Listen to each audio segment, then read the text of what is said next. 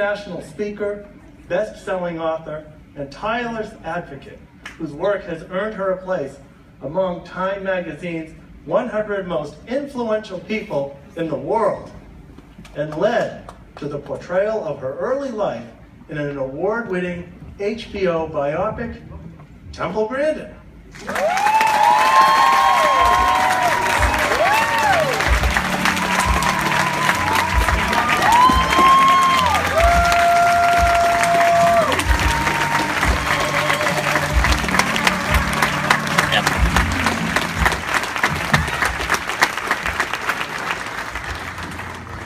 Well, I got a few things to talk about. Had a great night here, and I really apologize to Ed Absner that I did yell in my ear. It's all I did, just yell in my ear.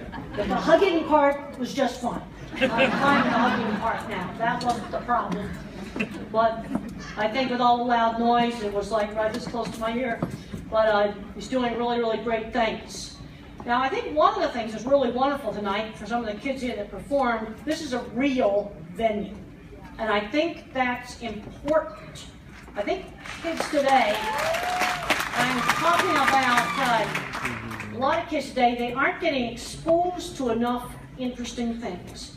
My last engagement for coming here was Fermi Lab, the National Accelerator Lab, think particle physics. And I now think about steel handrails in a totally different way because neutrinos can go through them. Atoms are like little solar systems, the spaces between them, the neutrinos go through the spaces. And I went down into this freight elevator down to the tunnel, and they had this equipment that shot the neutrinos up to Minnesota, and they go right through everything. So, makes you think about a lot of things.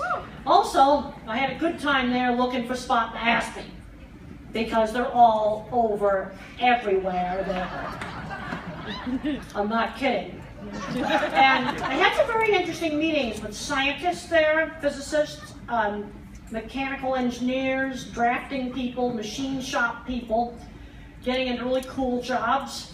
How did they get interested? They had a science teacher in high school that got them turned on.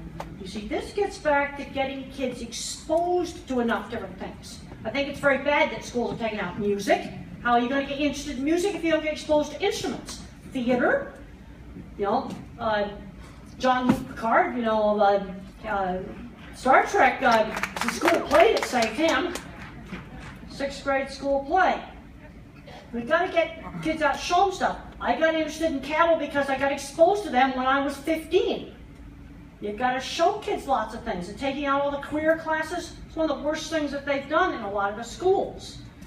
Now let's talk about the world of work.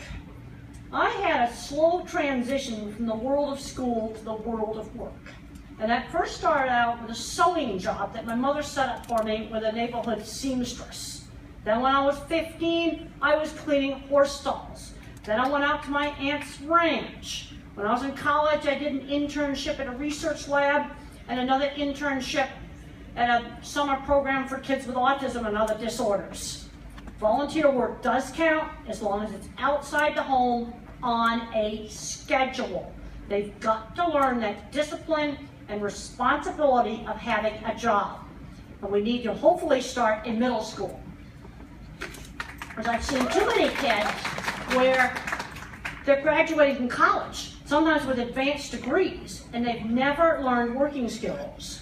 Like they might say, well, I have authority issues with the boss or something. Well, sometimes you just got to do what the boss tells you to do. This won't work. So let's look at some of the things that we could just set up in the neighborhood. Paper route substitutes. I wish we had paper routes, so we don't have them anymore.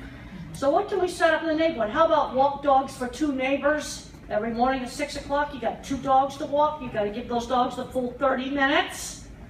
I have a friend that she's had somebody walk a dog and she knows it cheats. It's the full 30 minutes. How about setting up chairs at the community center? There's a lot of different things. Maybe help an old person buy their groceries, but it's something on a schedule that they've got to do. And then when they get to be 16, or if it's 14 in Colorado, go right into the real economy. Work at McDonald's, work in a retail store, work in a grocery store. Now, one of the problems we got with the spectrum is it's such a broad spectrum. So you've got Einstein with no language till age 3, you got half of Silicon Valley, you got Fermi Lab, you got Mozart, you got lots of famous artists and musicians, and then you've got people more kind of in the middle, the moderate level, and then you have people that have got many more handicaps and they have trouble with just daily living skills. And what I don't want to see is somebody, you know, for some people, pushing grocery carts is an appropriate career. But for others, a summer job pushing grocery carts is good training, but then they need to be going on to something else. I'm seeing way too many kids today getting addicted to video games. Yeah. And I've had some interesting discussions with people on how they got involved in things like computer programming. Back in the DOS days, kids saw a computer's guts. They could see programming code. They don't see that now, unless somebody deliberately exposes them to something like computer programming. Now, I found that when I was a weird nerd, I had to sell my work. People didn't want to talk to me, but I'd whip out my drawings. And I loved the fact the HBO movie showed my jobs. My actual real drawings had cattle animated over them, and that scene with all the guys around the big desk. That turned me on. I think it's so important to find out what they're good at. I'm seeing a lot of kids getting up against the wall of algebra. So how did I manage to get through college since I couldn't do algebra? Thank goodness, in '67, they had the educational fad of finite math, probability, matrices, and statistics. That absolutely, totally saved me. We got to start finding back doors. You have a good portfolio of music, artwork, have it on your phone, because you never know who you can show that to. Yeah. And I would have liked to, you know, I had a great show tonight, but there's one little comment I want to make. I wish on the animation stuff, you'd show a bit more portfolio. Here's this guy, 5-second clip of his work. This guy, a 5-second clip of his work. Because somebody's going to see that and they'll hire them. Well, I'm not supposed to do questions, and they asked me to keep this down to 15 minutes. But, you know what? I might take 1 or 2 questions right in the front. Okay, right there. Another alternative other than going to work for someone else, we believe we can train entrepreneurial skills and help them start up businesses with those focuses. Well, that's great. On starting up businesses, let's talk about what I did on that. In high school, I painted my first freelance sign painting job was for a hairdressing salon. And so I put the brick lady on it. And then I painted some signs for some feed yards. And I painted some signs for stupid carnival exhibits at the Arizona State Fair. So I did some of that entrepreneur stuff. No, I totally, absolutely agree with that. And you start your business one little project at a time. Now, where they're going to need help is on how to set up their limited corporation. And fortunately, I had a great contractor friend that showed me how to set that up. In fact, he took me to his lawyer to set up my business. Things are a little more complicated now on setting that up than it was when I started. There's more forms of work junk you have to do. But you basically start a freelance business one little project at a time.